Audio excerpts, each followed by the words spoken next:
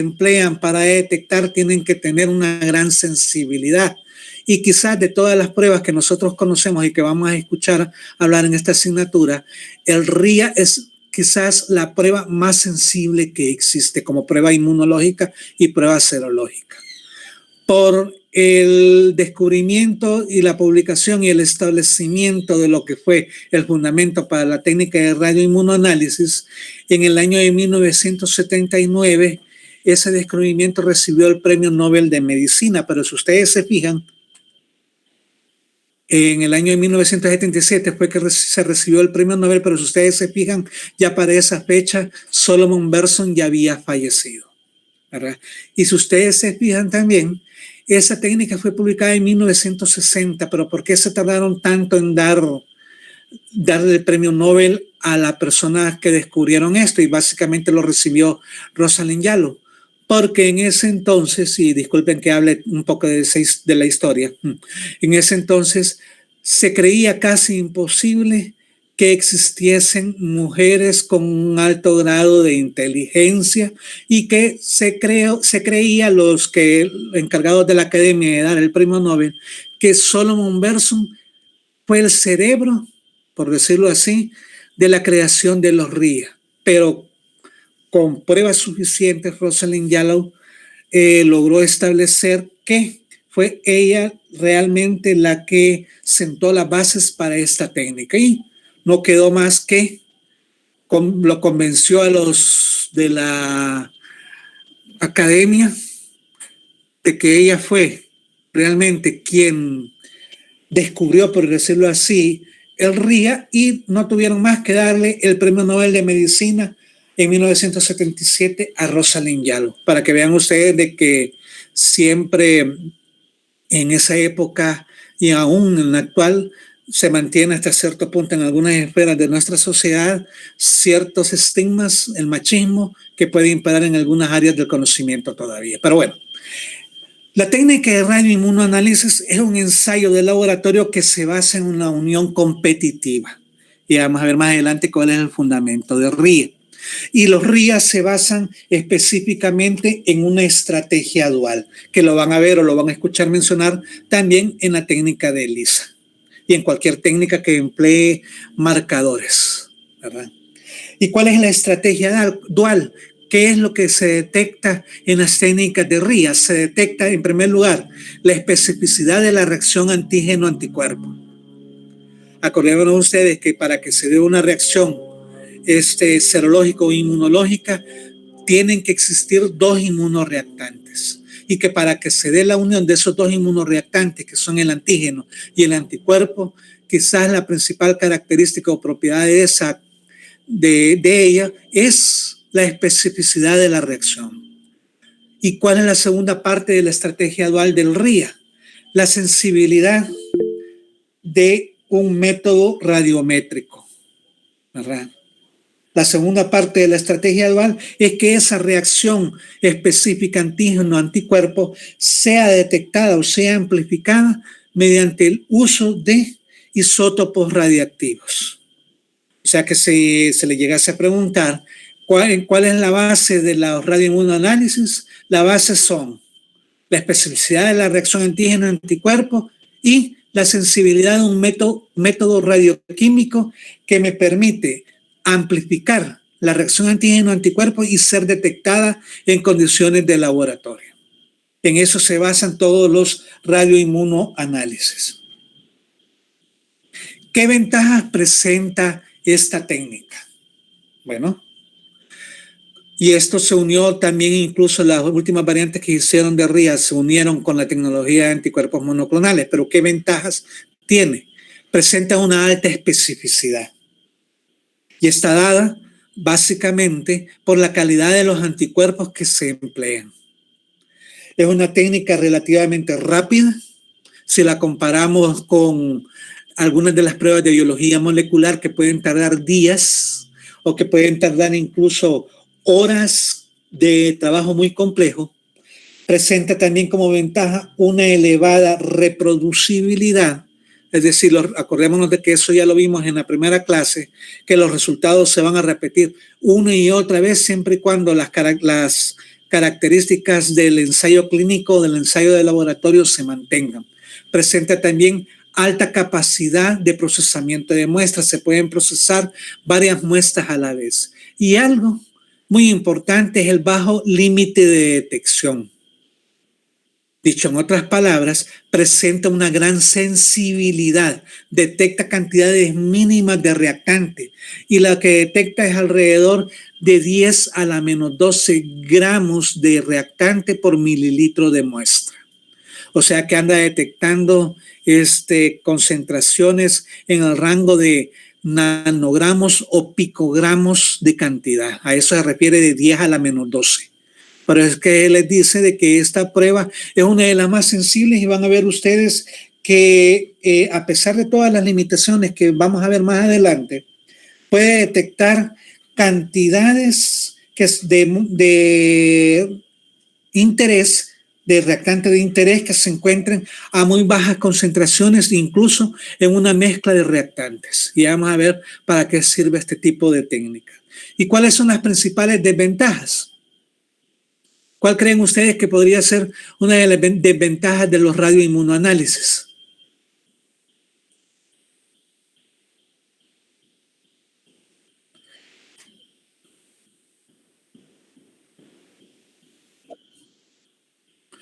Primero es el costo, sí. ¿Qué otra desventaja podría presentar? Fíjense bien en la estrategia dual y fíjense bien en esto. En la última parte de sensibilidad de un ser método radioquímico, ¿sí? Muy dañino para la persona por ser un método radioquímico. Correcto. Si ustedes recuerdan, al inicio de clase estaba esta advertencia, precaución radioactivo, y de ahí viene el nombre también, ¿verdad? Veamos la desventaja. Primero, el costo, como lo mencionó su compañera. El costo del equipo es muy alto, ¿verdad? Los reactivos son muy caros también y vamos a ver qué tipo de reactivo es el que emplea. Y que además se tiene que cumplir múltiples normas para poder operar.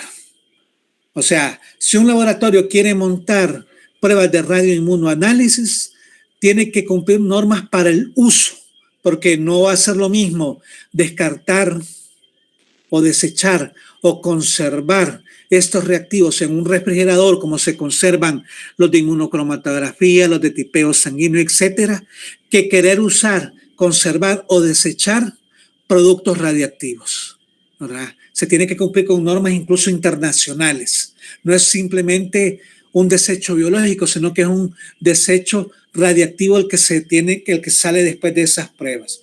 Además, las instalaciones donde se emplean o donde se realizan los radioinmunoensayos son muy costosas. No lo puedo hacer, por ejemplo, en una habitación como la que yo estoy dando en este momento a la clase, ¿verdad? Que estoy viendo el panorama ahí, estoy viendo el patio a través de una ventana. No, tiene que ser una instalación herméticamente cerrada y con las paredes revestidas de plomo que protejan de la radiación, que la radiación no se salga de mi establecimiento, ¿verdad?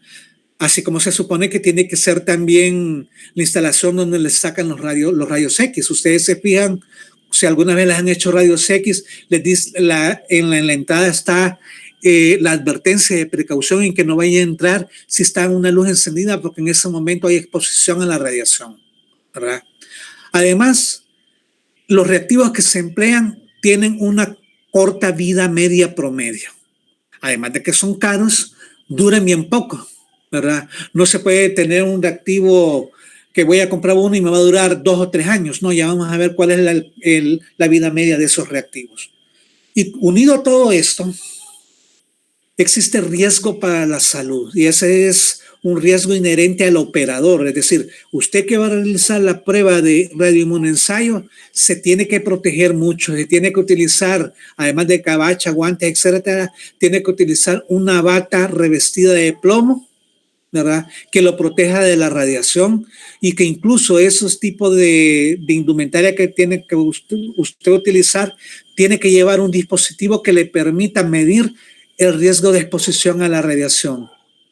No sé si tienen ustedes amigos que trabajan en el área de rayos X y les explicarán que después de cierto tiempo le tienen que dar como descanso o salirse del área de radiografía porque ya llegaron a su nivel de riesgo de exposición. Ese es el riesgo que tiene esto. Además de que se necesita personal altamente capacitado que sepa muy bien a lo que se está exponiendo y que no vaya a cometer errores sistémicos o errores como los que vimos en la primera clase que pongan en riesgo la salud propia y la salud de lo que los está rodeando. Pero vean ustedes las grandes desventajas que tiene y parece que muchos laboratorios mejor prefieren utilizar ELISA que utilizar RIA, pero RIA ya vamos a ver los grandes usos que tiene. Ya vamos a ver por qué razón todavía se utiliza en algunos países. Aquí en nuestro medio, en la Facultad de Agronomía, hace 5 o 10 años, si no me equivoco, realizaban RIA, tenían equipo para realizar radioinmunoanálisis, ¿verdad? Con todas las normas y todos los cuidados que se tienen que cumplir, pero se arruinó el equipo y había que mandarlo a reparar a Alemania y salía muy caro y por lo tanto dejaron de hacer RIA. Como mencionamos nosotros, uno de los reactantes que se utiliza como marcador del antígeno principalmente, ¿verdad?, son isótopos radiactivos. ¿Y cuáles son los isótopos radiactivos que se pueden utilizar en RIA? Se puede utilizar yodo 131, cuya vida media es de 8 días y emite una radiación de tipo beta. Pero el que más se utiliza en los laboratorios que realizan RIA es el yodo 125, que tiene una vida media de 60 días y emite radiación de tipo gamma. Y en algunos países industrializados y que tienen recursos, y digo en algunos también instalaciones de esos países, utilizan tritio, que tiene una vida promedio de 12 años y emite radiación beta, pero porque no todos usan tritio, por el costo. Y porque la radiación, aunque es una radiación beta, es un poco más dañina que la del resto, ¿verdad? También pueden utilizarse el carbono 57, que dura 270 días y emite radiación gamma, pero es muy caro, y el cobalto 14, ¿verdad?, que además de ser caro, bueno, emite radiación beta, y la única ventaja que tiene es que puede durar 5.736 años, pero ¿quién, verdad? Nadie, hasta pueden clausurar el laboratorio y todavía van a tener el reactivo ahí, pero es sumamente caro, ¿verdad?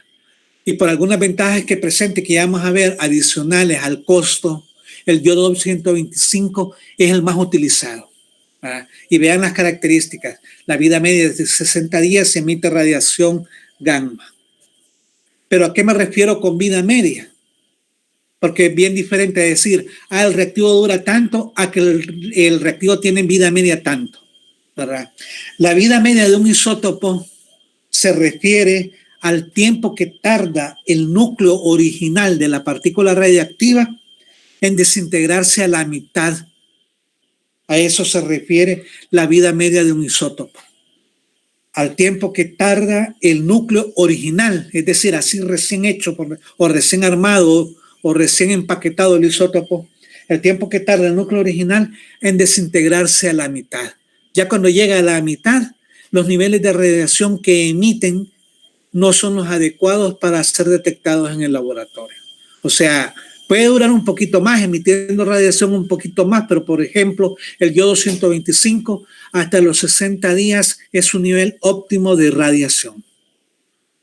Pero ¿qué otras ventajas tiene el yodo 125? Bueno, que la radiación gamma que emite es de baja energía, no hay un riesgo tan elevado como los otros isótopos y es bien fácil de detectar en el aparato que se emplea para ello. Además de la vida media y de que el costo es relativamente bajo comparado con el tritio y el carbono y el cobalto, ¿verdad?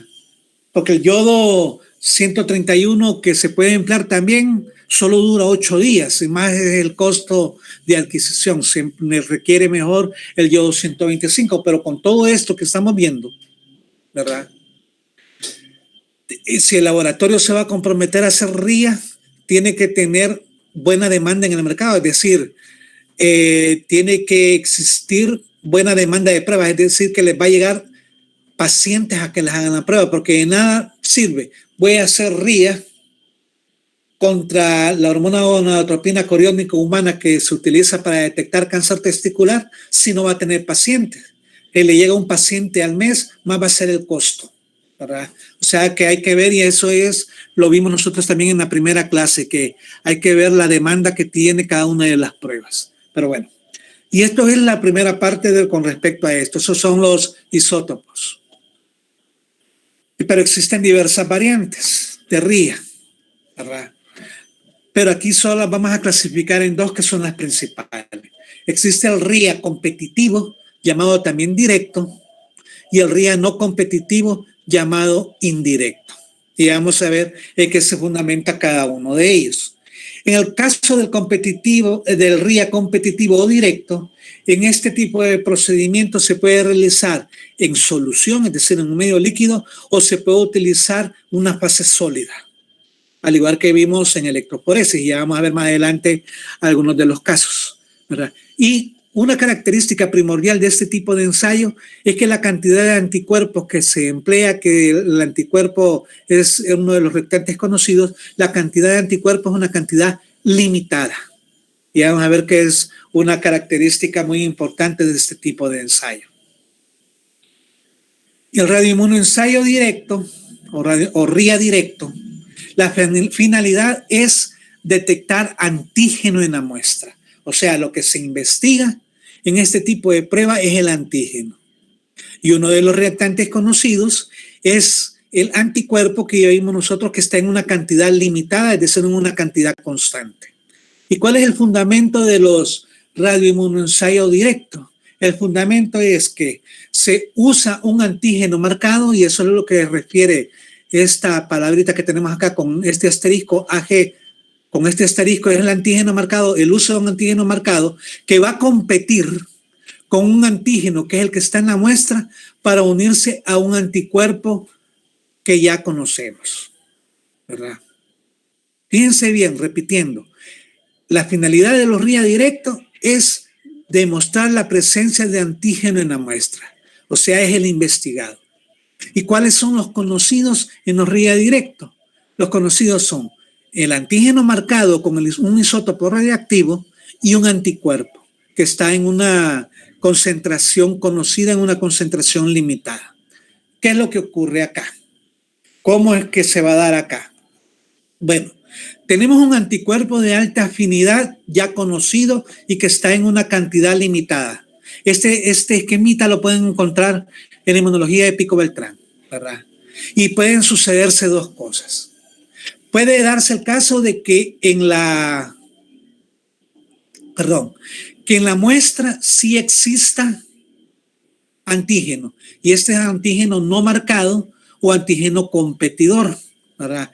La muestra sí está y está en exceso, en el antígeno está en la muestra. Viene y este antígeno no marcado se va a venir a unir a este anticuerpo, ¿verdad? Va a venir y se va a unir al anticuerpo. Luego, si yo en este caso particular le agrego antígeno marcado, ¿qué va a ocurrir? Ya este antígeno de la muestra vino y ocupó este lugar en los anticuerpos. Y el antígeno marcado, ¿qué va a pasar? No va a hallar a quien unirse. Y se va a eliminar con un paso de lavado, y vamos a explicar en qué consiste eso. Y en este caso, ¿qué va a pasar? El conteo de radiación, por decirlo ahí, va a ser menor, va a ser un conteo bajo. Pero si nos vamos al caso contrario, que en la muestra no existe antígeno, ¿qué va a ocurrir? Al agregar mi antígeno marcado, este antígeno marcado se va a venir a unir a este anticuerpo. Y al unirse al anticuerpo, ¿qué va a pasar? Va a existir un mayor conteo en la radiación. Va a existir ese conteo, un nivel mayor de conteo en la radiación. ¿Por qué razón? Porque la muestra no contiene antígeno o contiene antígeno en baja concentración. O sea, aquí básicamente, y ya lo vas a ver en un esquema más adelante, lo que se establece es una competencia por este anticuerpo. Primero coloco yo mi antígeno, mi muestra donde se supone que yo voy a buscar lo que es un antígeno que no está marcado. Después de cierto tiempo de incubación, coloco un antígeno marcado y este antígeno marcado va a irse a unir a aquellos espacios que no han sido ocupados por el antígeno de muestra. Y al final de todo esto, de este ensayo, ¿qué va a presentarse? Se va a formar lo que es una curva de calibración, ¿verdad? Y si se fijan acá, en este cuadrante en el cuadrante de que me está mostrando mi esquema, está lo que es la concentración de antígeno que está en la muestra, y en el eje de las Y se encuentra el porcentaje de trazador unido. Ya vamos a ver qué es el trazador. El trazador no es nada más que el antígeno marcado. Así lo conocemos también, y más adelante en otra diapositiva está. Y fíjense bien, a menor concentración de antígeno, que es en este nivel, mayor porcentaje de trazador y va a haber mayor radiación. Pero cuando aumenta la concentración de antígeno que está en la muestra, ¿qué va a ocurrir? El antígeno marcado no se puede unir y va a ir disminuyendo lo que es la radiación. Ya lo vamos a ver nuevamente en otro esquema para que me entiendan, y si no, me preguntan y retrocedo. Pero como hemos visto, y eso es lo que tenemos esquematizado acá, para poder establecer y dar la lectura o dar los resultados en el RIA es necesario crear una curva de calibración. ¿Y cómo se crea esa curva de calibración? Se crea con estándares de concentración conocida y creciente. ¿Y qué llevan esos estándares? Llevan antígeno no marcado. Y en este caso, como estamos viendo aquí al final, el antígeno no marcado se conoce también con el nombre de antígeno frío o competidor, ¿verdad? ¿Qué otro componente lleva esta curva de calibración? Lleva antígeno marcado, que se conoce también con el nombre de antígeno caliente o trazador, y lleva también anticuerpo. Estos se comienzan a medir en tubos, y vamos a ver más adelante cómo se va realizando paso a paso esta curva. Y como dice ahí este enunciado, a mayor concentración del antígeno estándar, es decir, del antígeno no marcado, va a ser menor concentración del antígeno marcado que se va a unir al anticuerpo. Y va a ir disminuyendo lo que es la radiactividad, y es lo que está representando esta curva acá, ¿verdad? Este es el antígeno de concentración conocida, ¿verdad? Que está sobre el eje de las X. Y aquí sobre el eje de la Y se representa la radiación que va a estar emitiendo mi sistema de reacción, ¿verdad? A mayor concentración de antígeno, fíjense bien qué es lo que va ocurriendo. Aquí cerca del punto cero, que es donde se convergen los dos cuadrantes, los X y la Y, a mayor concentración de antígeno caliente o trazador, va a haber mayor concentración de radiación, pero al haber mayor concentración de antígeno, esa radiación va disminuyendo. Y es lo que estamos viendo acá. Clínicamente hablando, uno de los usos que tenía en sus inicios también lo que es los ensayos de RIA era medir antígenos virales, antígenos víricos, y uno de los primeros virus que se lograron determinar es medir el antígeno de superficie del virus de la hepatitis B, ¿verdad? ¿Y qué es lo que se hace acá? Primero se van a colocar en la cubeta o en el fondo del tubo o en un pozo, se colocaban anticuerpos contra el antígeno de superficie de la hepatitis B, ¿verdad? Luego, en primer lugar, se colocaba la muestra o el suero infectado, ¿verdad?, del paciente, y en este paciente existía la presencia de antígenos de superficie de hepatitis B, pero no estaban marcados porque provienen de un paciente. ¿Qué va a ocurrir aquí en un primer momento? Este antígeno se va a venir a unir a lo que es los anticuerpos que ya están absorbidos al pozo o al fondo del tubo. Luego, en un segundo momento, se agrega lo que es el antígeno de superficie marcado, que es el conocido, ¿verdad? Que es el conocido. Y al agregarse, al unirse esto, este antígeno marcado solo se va a unir a aquellos sitios que probablemente quedaron libres en la primera incubación. Si la concentración de anticuerpos de antígeno de la muestra es bien grande, todos estos sitios de anticuerpos probablemente han sido ocupados. Pero si presentan niveles no tan grandes, se pueden venir a unir estas moléculas marcadas. Y por eso dice acá que en este tipo de cubeta donde la muestra del paciente sí presenta antígeno, es decir, sí está presentando partículas virales, fíjense bien acá, el nivel de isótopo radiactivo marcado va a ser menor porque ya hay sitios que fueron ocupados por las moléculas de la muestra. Por eso es que se dice que se establece aquí una competencia. Pero en el caso de un paciente que no tenga hepatitis, porque ese es el resultado que se obtendría al final, un paciente del suero no esté infectado, no contenga antígeno, ¿verdad? ¿Qué sucedería en ese caso? Los sitios que están presentes o que están expuestos del anticuerpo van a venir a ser utilizados u ocupados por el antígeno caliente y por lo tanto en este caso la concentración o la radiación que se está emitiendo en este caso particular va a ser mucho mayor aquí que acá, porque aquí no hay antígeno de la muestra y aquí sí hay antígeno de la muestra. Se establece, por lo tanto, una competencia por ver quién ocupa los sitios del anticuerpo. No sé si me doy a entender, si no más adelante sigo explicando lo mismo o si no puedo retroceder. ¿Y cree que podría volver a explicar lo del fundamento? ¿Esto? Sí, eso. Por favor. Fíjense bien, como les decía, con respecto al fundamento se va a usar lo que es un antígeno marcado, que vimos nosotros que recibe diversos nombres, que recibe el nombre de antígeno caliente, antígeno trazador. Se va a usar un antígeno marcado que va a competir con un antígeno que no está marcado, que es el que proviene de la muestra del paciente, va a competir para unirse a un anticuerpo, que es lo que está estableciendo acá, ¿verdad? Y esa competencia va a depender básicamente de la concentración del antígeno que está en la muestra.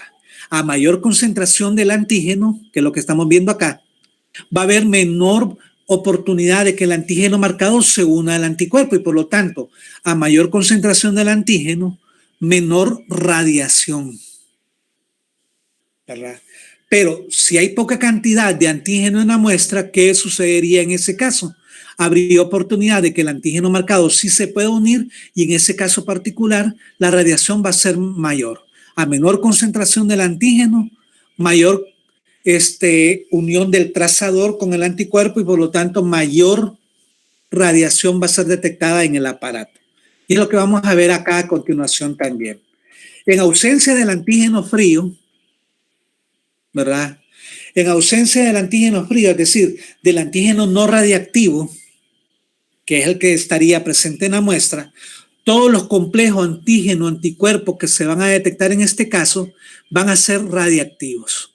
¿Por qué razón? Fíjense bien, agrego yo lo que es la muestra y aquí están explicando lo que es un RIA competitivo en solución, porque si ustedes se fijan, está en líquido y esto que estamos viendo nosotros acá, estos puntitos oscuros que estamos viendo acá y que yo estoy señalando, son antígenos marcados, pero no vemos que hay antígeno en la muestra. ¿Y qué ocurre en ese caso?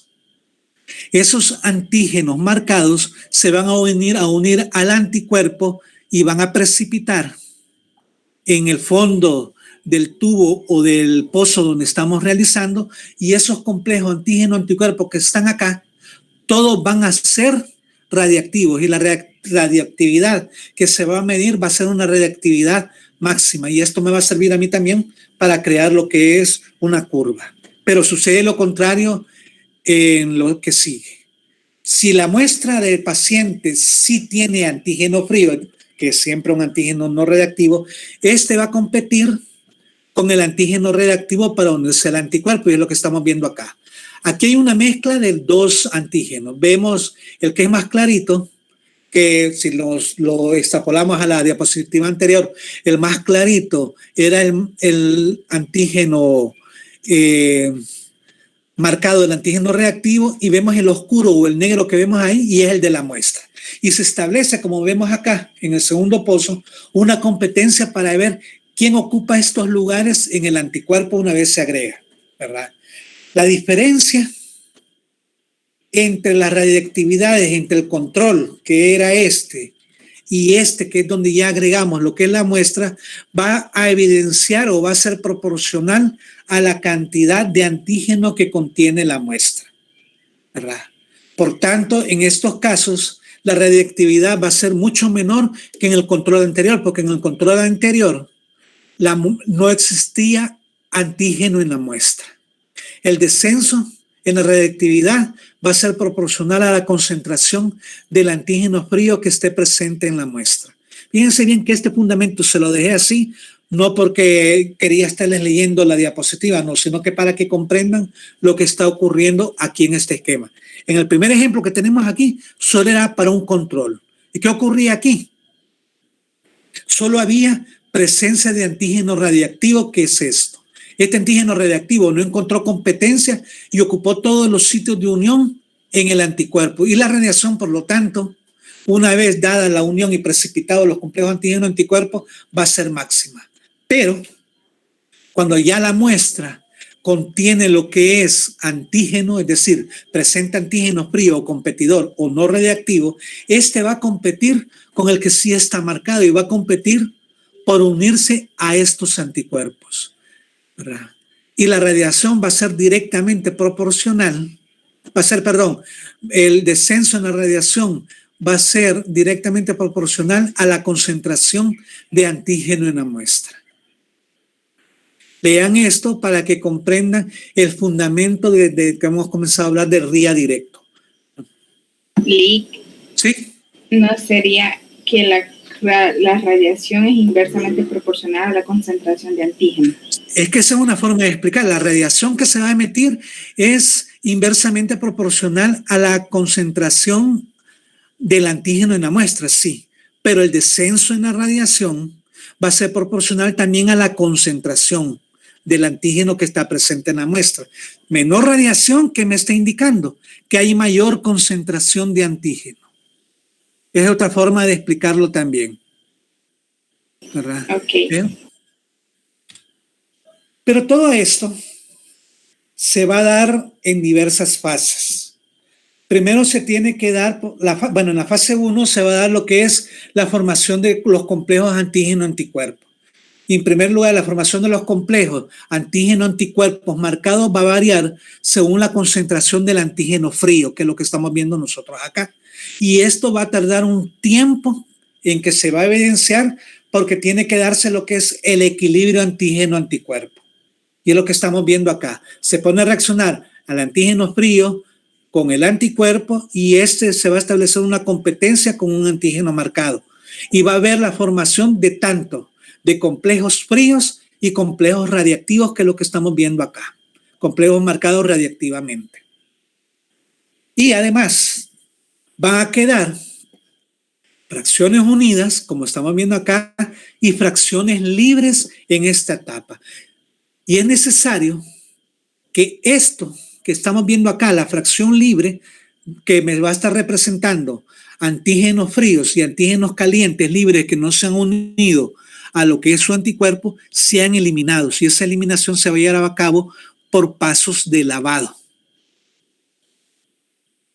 La fase 2 se va a dar o va a comenzar cuando se haya establecido un equilibrio, ¿verdad?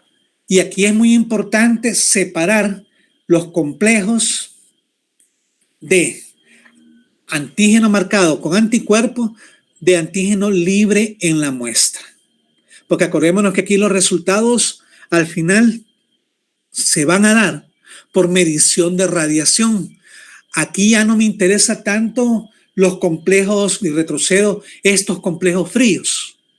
Me interesa medir estos complejos calientes que vemos acá, ¿verdad? Porque básicamente la ausencia o presencia de radiación o el grado de radiación me va a estar determinando en una forma directa la cantidad de antígeno que tenía la muestra. Y por eso es muy importante el punto crítico, sobre todo en los en los RIA competitivos en solución, es decir, en fase líquida, que es lo que estamos explicando, porque al final les voy a hablar de la fase sólida. El punto crítico en este caso es distinguir el antígeno marcado que se ha unido al anticuerpo del antígeno libre para realizar lo que es el conteo, y por eso es muy importante eliminarlo por los pasos de lavado, ya que la contaminación con este antígeno marcado libre va a tener como consecuencia que los conteos o el resultado sea muy alto. Y por eso es muy importante, en este caso, eliminar la fracción libre de los inmunocomplejos que se han formado, los inmunocomplejos radiactivos. Es importante eliminar esta fracción libre por medio de ciertos procedimientos o de lavados o de algunas técnicas, como vamos a ver más adelante. Los métodos de separación, porque como les digo es el punto crítico para llevar a cabo los conteos de forma adecuada, los métodos de separación de la fase ligada, de la fase libre, tienen que cumplir ciertas características.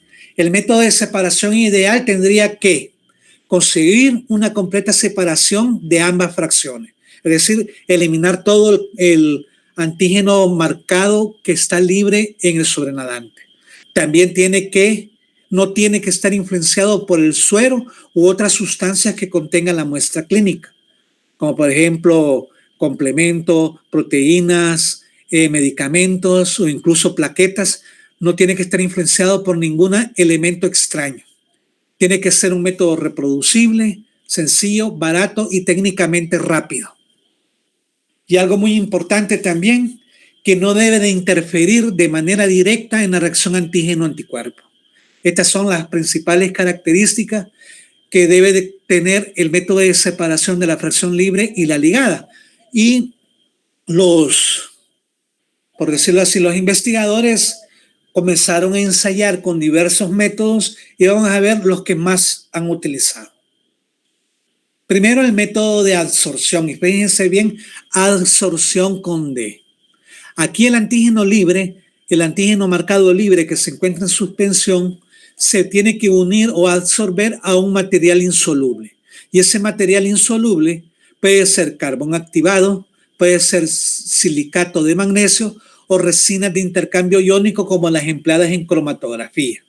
Y esa absorción va a depender o está influenciada por el pH del medio de reacción, por la temperatura y por el tiempo de contacto. Aquí,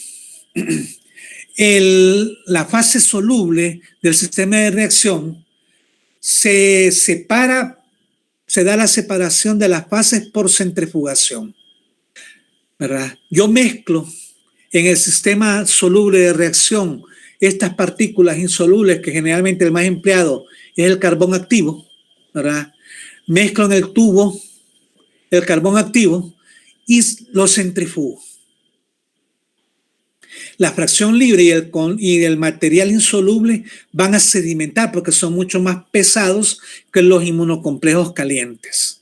Van a sedimentar. La fase ligada queda en el sobrenadante y así la puedo separar por decantación, es decir, solo le doy vueltecita al tubo, ¿verdad?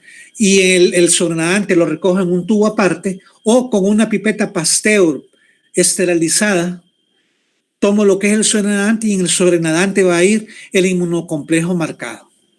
Pero de todos los métodos, este es el método menos utilizado porque pierde una gran cantidad de fracción unida, de fracción conjugada.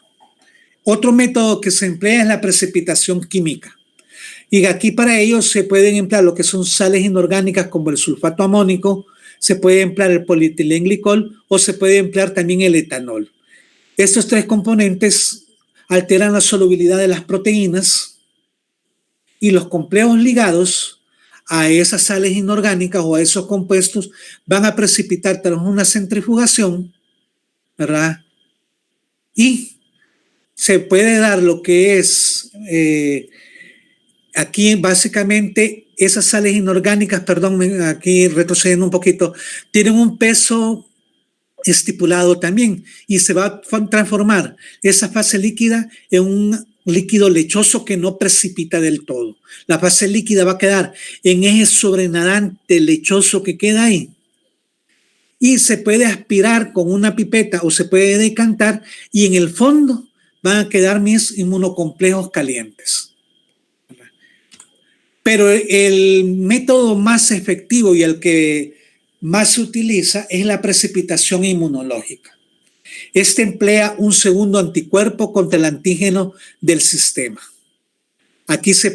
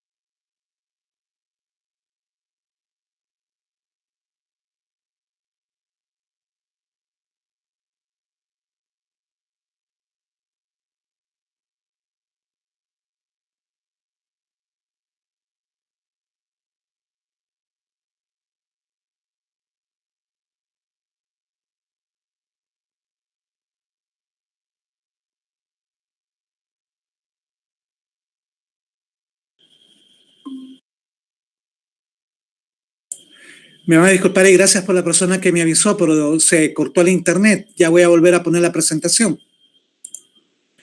Y me dicen, por favor, a qué nivel me quedé.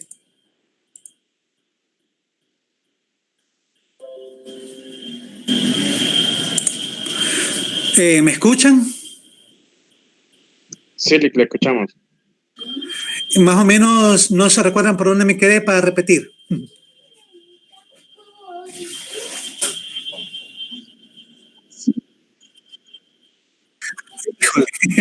Ya había adelantado como 5 diapositivas, pero bueno. No, y gracias por avisarme. Voy a ver, vamos a ver. Esta ya la habíamos visto, esta, y estamos acá, ¿verdad? En esta. Sí, ahí es. Bueno, gracias. Vamos a repetir nuevamente. Como les estaba diciendo, de todos los métodos de separación, la precipitación inmunológica es la más utilizada por ser la más efectiva. En esta se emplea un segundo anticuerpo y ese anticuerpo va a ir contra el anticuerpo que está en el sistema, es decir, en el complejo marcado, antígeno-anticuerpo marcado. Este anticuerpo se une a este anticuerpo del sistema, haciendo que esta unión sea, este complejo sea ya de más grande tamaño, lo hace insoluble y precipitable. Esto se centrifuga, después de cierto tiempo prudencial se centrifuga y en el sobrenadante queda la fase libre, separada. Se saca la fase libre separada y luego se tiene que medir lo que es la radiación de lo que quedó acá, ¿verdad? De lo que quedó ahí. Luego, como me había explicado yo solito, porque ya había hecho esto, en la fase 3 ya viene la fase donde se tiene que construir la curva de calibración. La curva de calibración, como dice la diapositiva, se tiene que preparar al mismo tiempo que el análisis de la muestra para obtener resultados más fidedignos. ¿Y cuál es la finalidad de la curva de calibración? La finalidad me va a permitir relacionar los valores de radiactividad y la concentración de antígeno, ¿verdad? Porque ya habíamos estipulado que a mayor concentración de antígeno no marcado, es decir, del antígeno de la muestra, va a ser menor la radiación. Y si hay mayor radiación, eso me está indicando que la concentración de antígeno es menor, ¿verdad? Pero para construir aquí la curva ya habíamos visto qué es lo que se utiliza. Se utiliza estándares de concentración conocida y esos estándares estarían formados por el antígeno que probablemente andamos investigando en la muestra.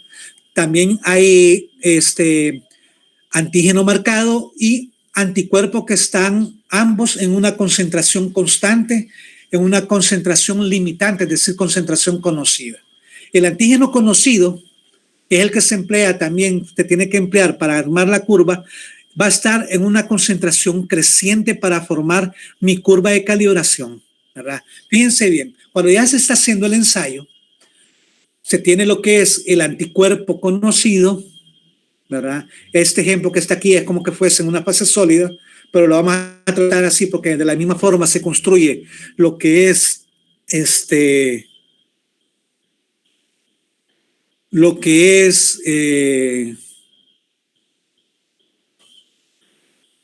la presentación. Aquí me acaba de quedar otro mensaje. ¿Todavía se está escuchando? Sí, se está escuchando. Bueno. Pues fue acción retardada el mensaje. Bueno, pero para construir la curva se hace de la misma forma si el RIA es en solución o en fase sólida. En un primer lugar, se tiene que colocar lo que es mi anticuerpo. Se coloca luego la muestra que probablemente lleva lo que es mi antígeno.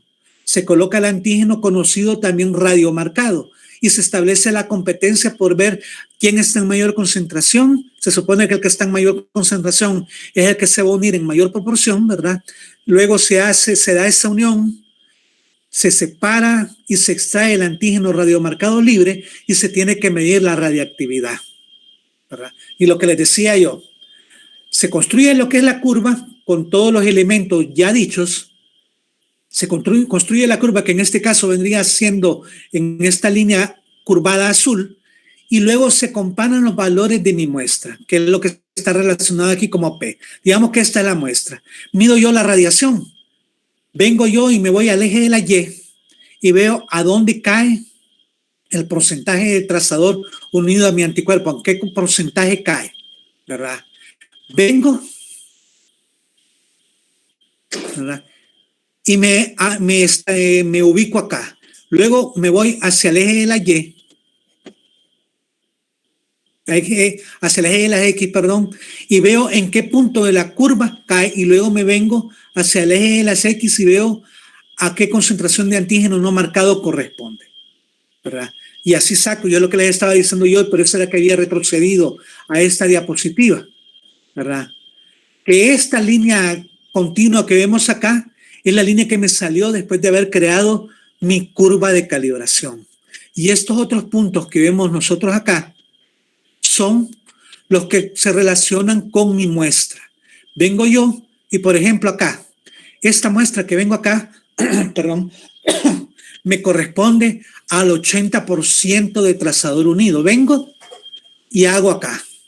Me traslado hacia acá y luego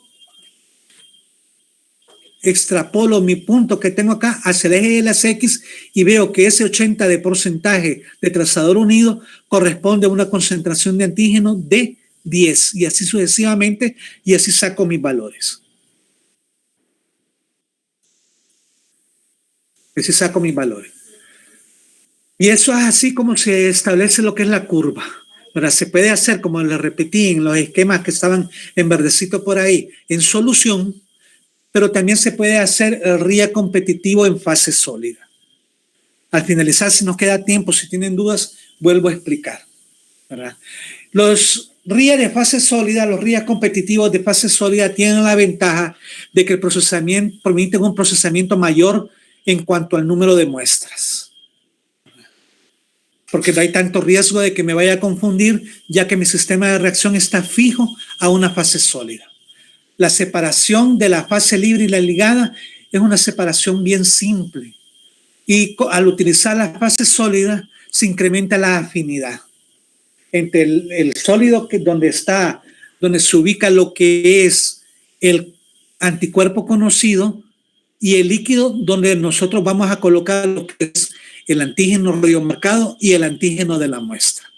La fase sólida o el soporte sólido en esta oportunidad pueden ser de diversos tipos.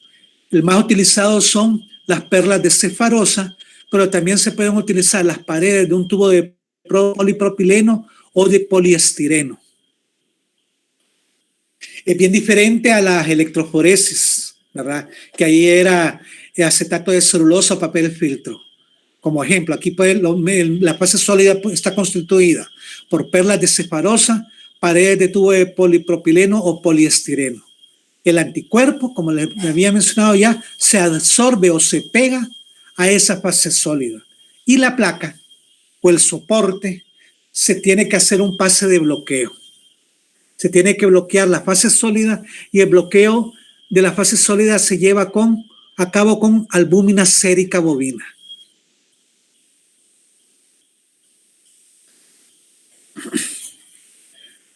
Este término de bloqueo de placa lo van a escuchar hablar también en ELISA, pero para que ya lleven el conocimiento previo, vamos a ver nosotros que, por ejemplo, si se tratase, y quizás voy a retroceder a uno de los esquemas que tenemos por acá, para que me entiendan, por ejemplo, ¿verdad? Pues digamos que este es un tubo de polipropileno. Yo pego lo que es mi anticuerpo en la pared del tubo de polipropileno, pero entre un anticuerpo y otro puede quedar un pequeño espacio libre o una rendija, ¿verdad? ¿Y qué ocurre si yo dejo eso así? En esta rendija o entre este espacio libre que queda entre una molécula de anticuerpo y otra, puede venirse a unir inespecíficamente un antígeno marcado y puede quedarse ahí, ¿verdad? Por una simple absorción con B, puede quedarse ahí. Y esa unión inespecífica me puede alterar al final el conteo de radiación. Por lo tanto, ¿qué es lo que tengo que hacer? Tengo que tapar esos espacios libres que quedaron entre una molécula de anticuerpo y otro. Y ese tapar es nada más bloquear la placa. Eso significa bloquear la placa. para evitar las uniones inespecíficas de inmunoreactantes. Y ese bloqueo de la placa, en el caso de los RIA, se lleva a cabo con BSA, con albúmina sérica bovina, para evitar uniones inespecíficas, porque quieras o no, por muy pequeño que quede el espacio, puede llegar una pequeña cantidad, una pequeña concentración de antígeno radiomarcado y me va a alterar los resultados. Por eso es necesario bloquear el medio de soporte sólido. ¿Qué factores pueden influir en los RIAs y en general? El pH. Porque los radioisótopos pueden ser un poco, por decirlo así, inestables a pH ácido. Generalmente el pH tiene que ser un pH alcalino, en un rango entre 8 a 8.6. La fuerza iónica también. Por lo tanto, es importante controlar los electrolitos y el buffer con el cual yo estoy llevando a cabo la curva de calibración tiene que tener la misma concentración que el que yo utilizo para hacer las diluciones de mi muestra o de los tubos patrones. La temperatura también es muy importante. Tiene que mantenerse una temperatura constante que no supere los 37 grados centígrados. Y los anticoagulantes también. Por eso es que se prefiere como muestra clínica el suero, ya que el anticoagulante, como por ejemplo el ELTA, altera la funcionalidad de los isótopos radioactivos. Por eso es muy importante también tomar en cuenta estos factores adicionales. La última fase, ya vimos nosotros, ya hicimos la curva de calibración, ya se unió, ya se permitió lo que es la unión de los complejos marcados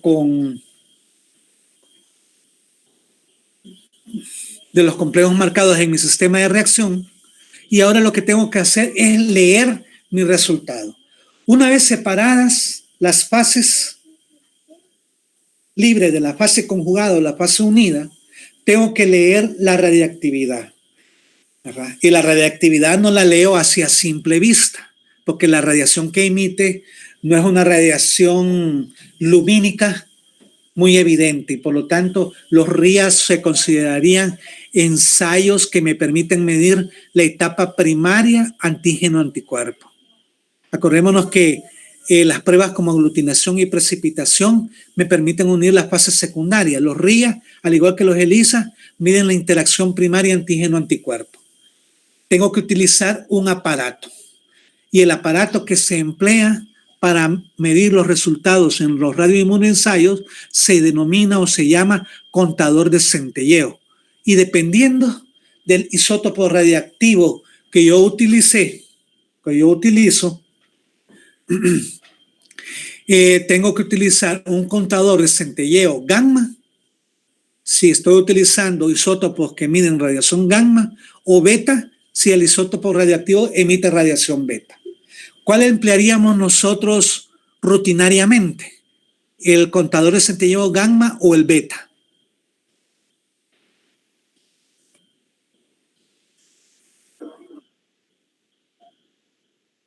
El gamma, porque acordémonos que el yodo 125, que es el que empleamos, emite radiación gamma, ¿verdad? Y los componentes básicos, y aquí tenemos un esquema con lo que cuenta un contador de centelleo. Los componentes básicos de un contador de centelleo son un cristal, que es el que estoy señalando acá, que se denomina cristal de centelleo, que convierte los rayos gamma que emite el isótopo que se unió a mi antígeno caliente, convierte a esa radiación gamma, la convierte en luz, ¿verdad? Y en la mayoría de los contadores de centelleo, este cristal de centelleo es de yoduro de sodio. El cristal está compuesto por yoduro de sodio acompañado de un compuesto llamado talio, yoduro de sodio con talio. De eso está conformado el cristal de centelleo. Yoduro de sodio con talio.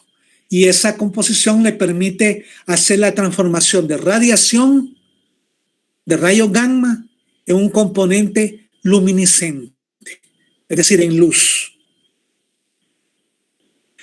Luego lleva, como vemos acá, hay un amplificador. Lleva también, en este caso, un tubo adicional, que es un tubo analizador, ¿verdad? Que en algunas literaturas lo pueden encontrar también como fotomultiplicador, un tubo amplificador analizador llamado también fotomultiplicador,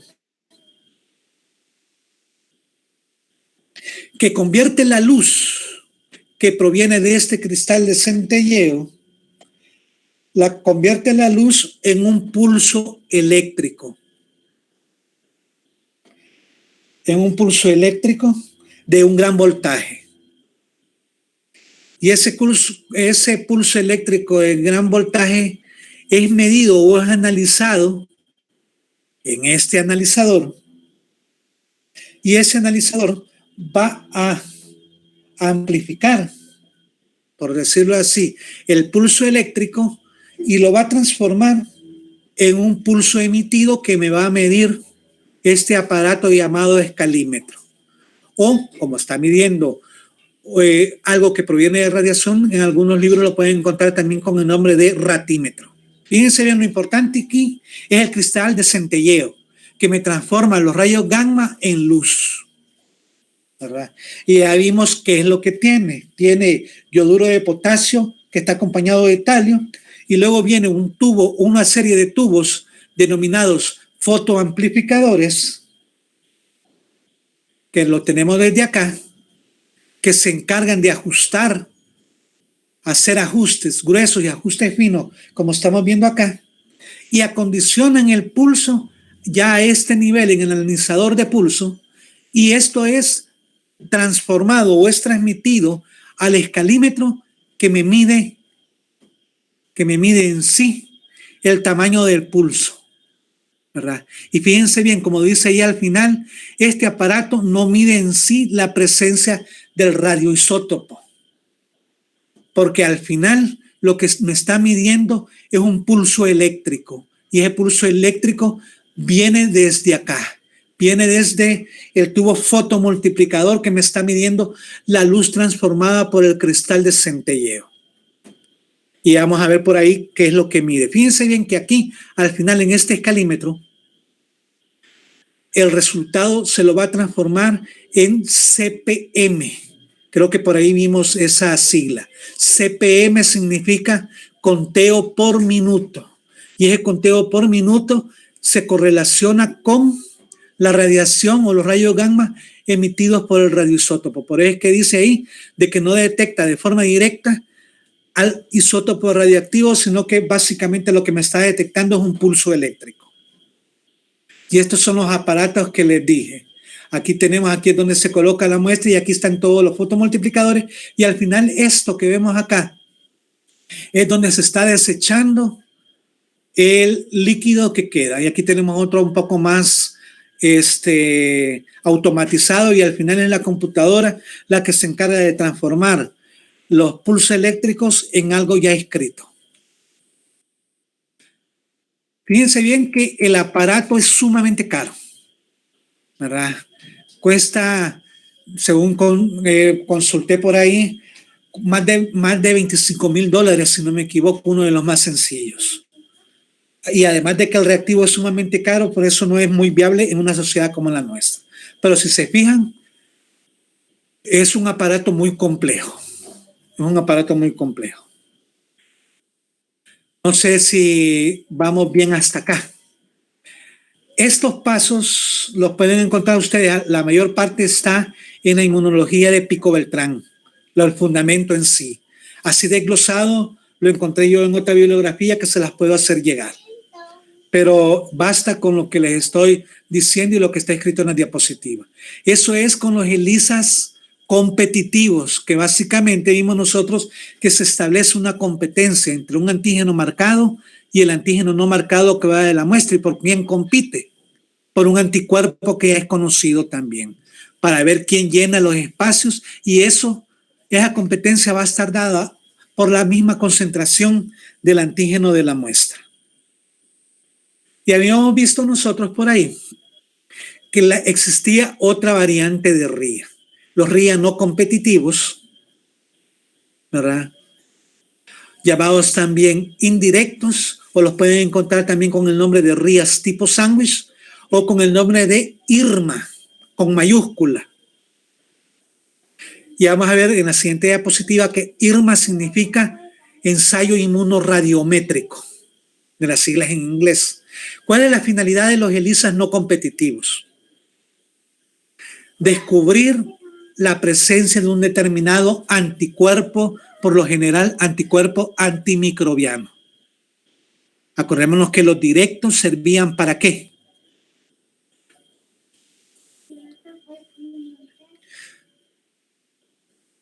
¿Para qué servían los RIA directos? Para detectar antígenos en la muestra. Para detectar el antígeno, y este es para detectar anticuerpo, ¿verdad? Anticuerpo y por lo general antimicrobiano.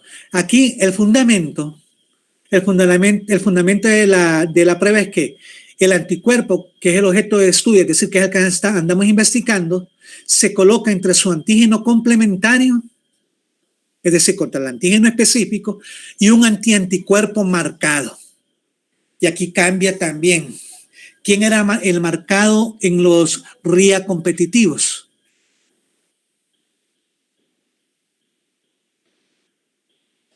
El antígeno.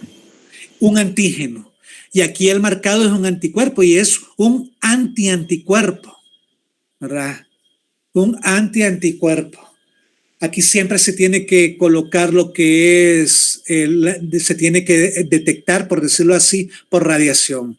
Y entre cada paso que les voy a decir, entre cada paso o cada fase del RIA indirecto, se hacen lavados para ir eliminando todo aquello que no ha quedado unido, ¿verdad?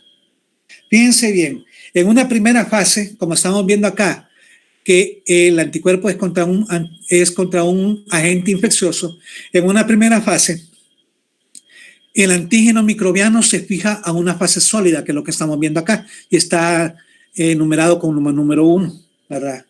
Luego, si la muestra, que vendría siendo la muestra del paciente, contiene el anticuerpo contra este antígeno microbiano que es conocido, este anticuerpo antimicrobiano se va a venir a unir al antígeno que está fijado en una fase sólida, ¿verdad? Se va a dar esa unión, se hacen pasos de lavado. Y para detectar esta unión antígeno-anticuerpo, se adiciona un anticuerpo, y ese anticuerpo, lastimosamente la imagen es un poco borrosa, como que brilla un poquito, y es un anticuerpo marcado con un isótopo radiactivo, ¿verdad?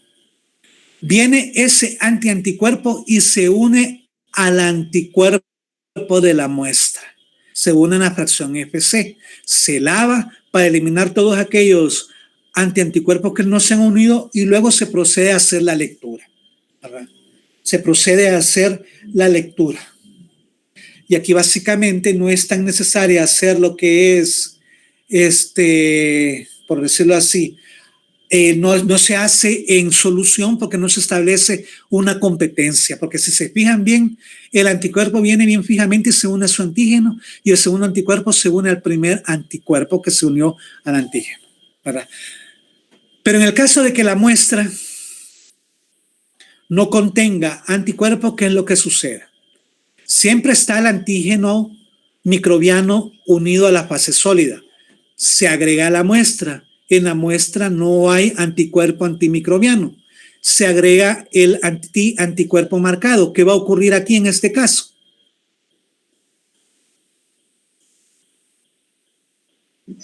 Nada, no se van a unir. No se va a unir porque este es un anticuerpo, el que está como 3, ¿verdad? y no encuentra su anticuerpo respectivo, ¿verdad? Y en este caso se lava. Acordémonos que los lavados es para eliminar todo aquello que no se ha unido, ¿verdad? Y al final, al realizar la lectura, ¿qué creen que va a ocurrir en este caso?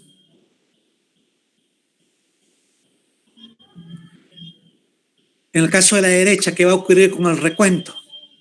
Con el recuento de radiación. No habrá, porque como en las etapas de lavado se eliminan. Sí, no habría radiación, no habría recuento, ¿verdad? No habría recuento, porque en los pasos de lavado se eliminó lo que emite radiación.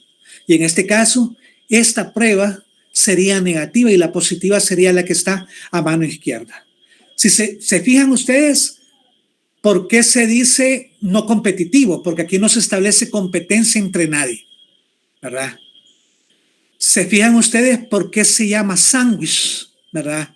Porque el anticuerpo de la muestra, que es el desconocido, que es el que estamos investigando, queda entre dos reactantes conocidos. Queda entre el antígeno específico para él y un antianticuerpo. Por eso es que se llama sándwich, ¿verdad? Y al final el recuento va a ser dado por si hay anticuerpo en la muestra, porque esto es lo que andamos investigando. Y como les decía, este se llama ensayo inmunorradiométrico. Y aquí, a diferencia del RIA competitivo, aquí el anticuerpo marcado está en exceso, ¿verdad? También se puede utilizar, si es una variante, para buscar antígeno, ¿verdad? Si es una variante para buscar antígeno, pero esta no es tan utilizada. La más utilizada es esta para buscar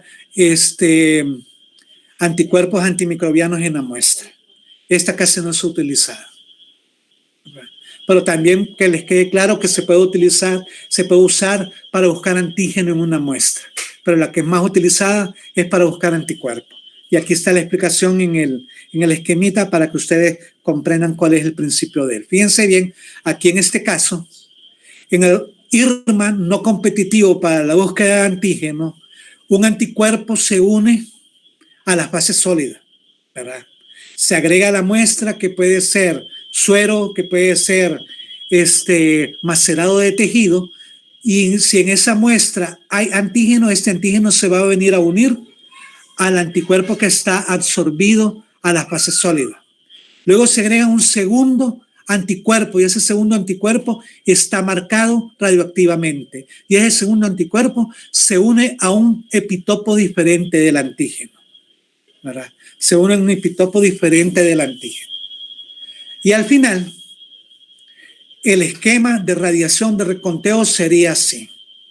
A mayor concentración de antígeno que tenía la muestra, sería mayor la radiación. Es lo contrario de los ELISA directos. En los ELISA directos era que a mayor concentración, mayor radiación. Menor concentración de antígeno, mayor radiación. Aquí es diferente, ¿verdad?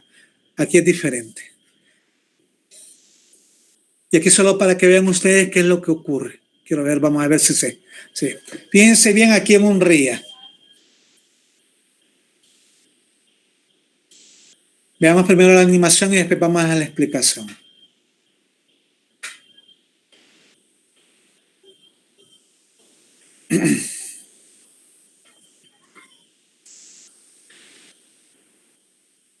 Fíjense bien, en una primera muestra, aquí en este caso, se andan investigando antígenos en la muestra de un paciente y aquí tenemos y se le agrega lo que es anticuerpo que va a marcar.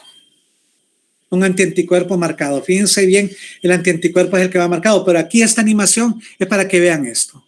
Fíjense bien que al final lo que se mide o lo que se lee en los RIA es una reacción de luminiscencia, porque no es radiación la que se está midiendo, lo que se está midiendo es la luz. Y por eso es que se dice que el aparato se llama contador de centelleo, porque una centella, cuando emites la centella, es un fotón, es una luz la que se emite y solo van a emitir luminiscencia, las pruebas positivas, donde existan lo que es básicamente una unión antígeno-anticuerpo, donde exista en un inicio lo que es la lectura de radiación. Pero ya vimos que el aparato se encarga de transformar la radiación gamma en un conteo por minuto, en un pulso radioeléctrico. Pero también les decía que existen otras formas para medir lo que son los RIAs en fase sólida, ¿verdad?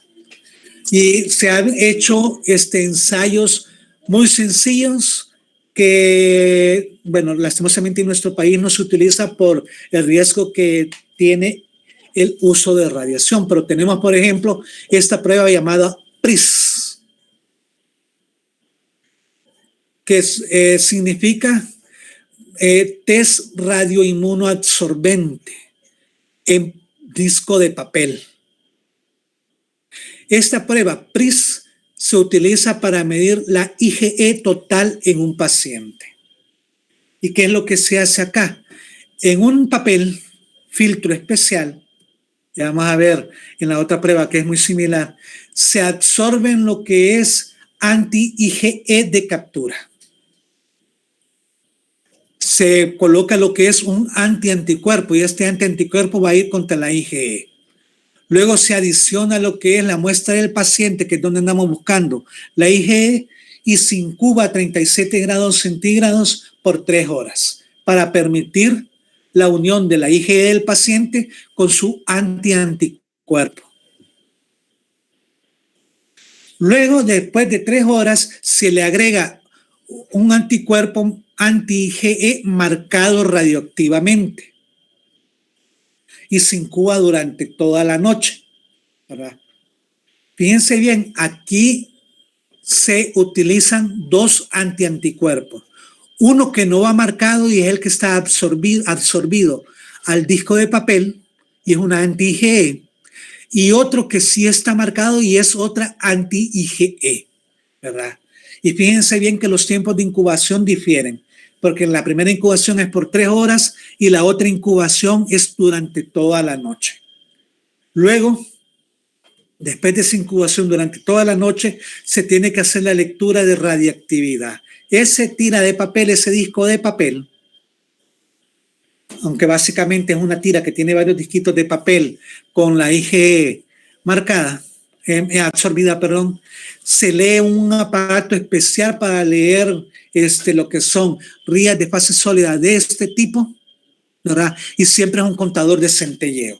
Y tenemos la otra variante, la llamada RAS, que también emplea lo que es discos de papel, filtro especial, ¿verdad? O puede emplear también tiras o discos de papel de nylon, ¿verdad? Puede ser cualquiera de los dos, ¿verdad? Pero cada prueba tiene su utilidad. Esta variante llamada RAS significa test radioalergoabsorbente en disco.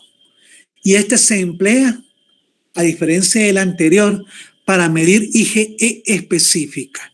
El PRIS era para medir IgE total. Este es para medir IgE contra un alergeno en especial.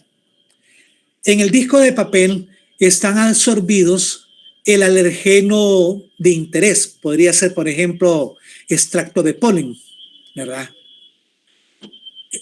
Tiene el extracto de polen absorbido en su superficie, luego se le agrega lo que es la muestra, y si esa muestra tiene IgE contra el polen, en el caso hipotético, se incuba por 3 horas y ese IgE antipolen viene y se une al polen que está absorbido en la tira de papel.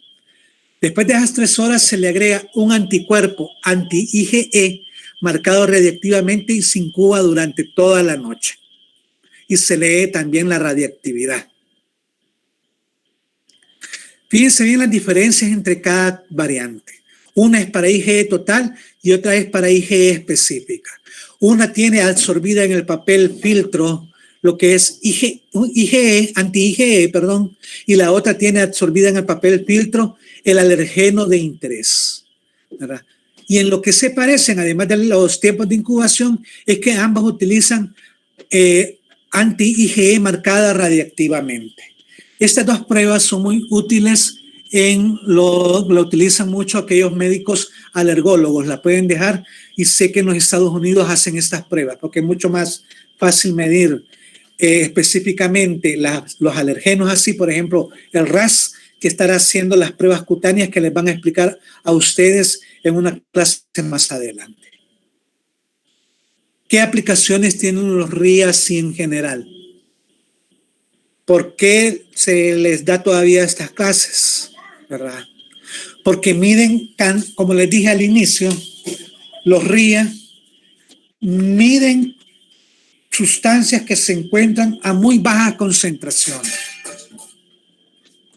Miden sustancias que se encuentran a concentraciones que están en el rango de los nanogramos, ¿verdad?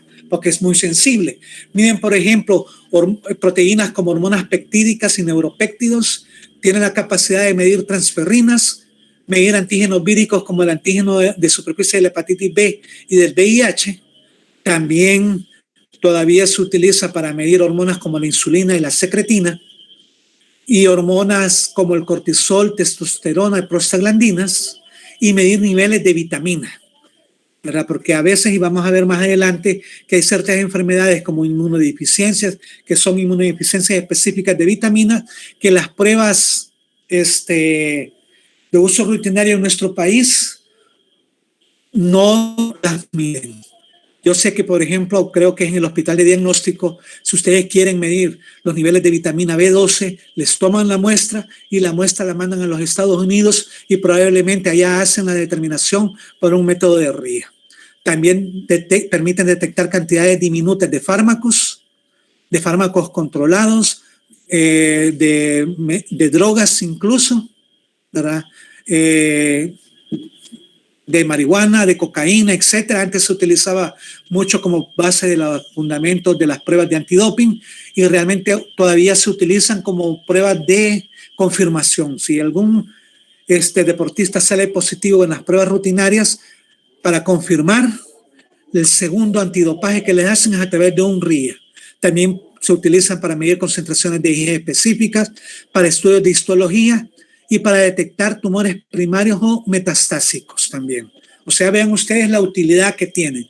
Lastimosamente, como les digo, en nuestro país no se hace, pero es más que todo por costos. Es muy caro tener este tipo de ensayos clínicos.